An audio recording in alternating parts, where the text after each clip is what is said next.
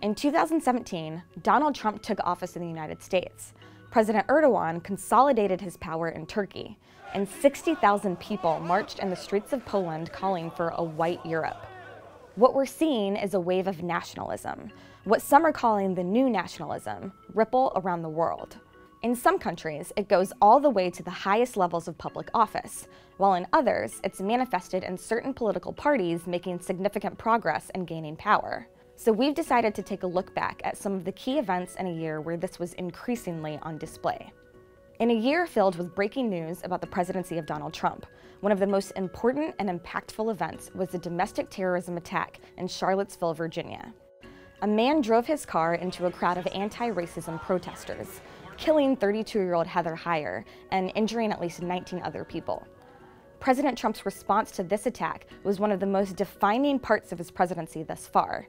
He defended the white nationalists who organized the event that caused the counter-protesters to be there in the first place, saying, quote, "There were very fine people on both sides." This was a telling moment because it revealed Trump knows who a core part of his base is, and that he's not willing to alienate them. Multiple studies about the 2016 election have shown that many Trump voters were in favor of his highly divisive, anti-immigrant, and anti-Muslim rhetoric. Trump campaigned on nationalism, and he's governed accordingly. He has combined his Make America Great Again slogan with policies like record-high arrests of non-criminal immigrants, a travel ban on 7 countries, including refugees, and making the U.S. the only country to withdraw from the Paris Climate Accords. Those that marched in Charlottesville actually have something in common with the tens of thousands of people who marched in Poland. They're both calling for a white America and a white Europe. Around Poland's Independence Day in November 2017, about 60,000 ultra-nationalists marched in Warsaw, participating in what experts call one of the biggest far-right demonstrations in Europe in years. These groups promote anti-European Union, anti-Islam policies, and these are reflected in the Polish parliament. Back in 2015, the right-wing Law and Justice Party came to power, and they currently hold the most seats in that parliament. There's a lot of debate about whether the Law and Justice Party is more right-wing populist than nationalist. The party leaders prefer to call themselves patriotic, but they specifically promote Polish and economic nationalism. Party leader Jarosław Kaczynski once said Poland can't accept any refugees because, quote, "they could spread infectious diseases." What's interesting is that other leaders in Poland have pushed back against the white nationalism they see coming from the US. When Richard Spencer, a well-known American white nationalist, was scheduled to speak at a far-right conference in Poland, ministry officials pushed back and said that he was not welcome.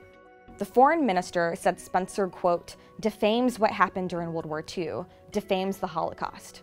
That Independence Day march, by the way, also featured chants about getting Jews out of power. It shows you that there's still quite a conflict in addressing the nationalism within Poland. The debate over whether Turkey is part of Europe or Asia has been going on for decades. Under President Erdogan, at least one answer is clear.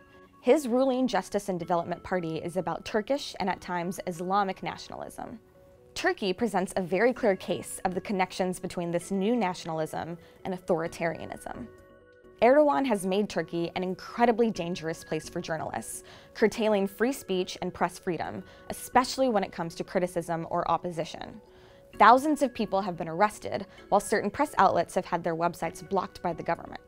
According to the ruling party, it's all in the name of making Turkey appear unified and strong in an increasingly destabilized area.